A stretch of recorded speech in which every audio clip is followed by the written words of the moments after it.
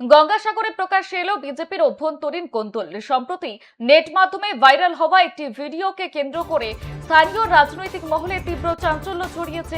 অভিযোগ, ওই ভিডিওটিতে রাজু মণ্ডল নামে এক বিজেপি কর্মীকে দলেরই কয়েকজন কর্মী মিলে মারধর করেছেন। এই ঘটনার পর একটি প্রকাশ্য সভা থেকে দলীয় কর্মীদের কড়া হুঁশিয়ারি দেন স্থানীয় বিজেপি বিধায়ক সুমন্ত মণ্ডল। তিনি স্পষ্ট ভাষায় জানান, দলের নাম ভাঙিয়ে বিশৃঙ্খলা বা শৃঙ্খলা ভঙ্গ করলে তা কোনোভাবেই বরদাস্ত করা হবে না। ক্ষুব্ধ বিধায়ক জানিয়েছেন, প্রয়োজনে মহিলা মোর্চা দিয়ে ধোলাই করে বাড়ির মধ্যে ঢুকিয়ে দেওয়া হবে।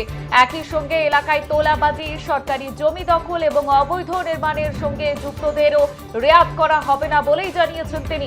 বিধায়কের এই চরম বার্তার পর গেরুয়া শিবিরের অন্তরে তীব্র আলোড়ন সৃষ্টি হয়েছে।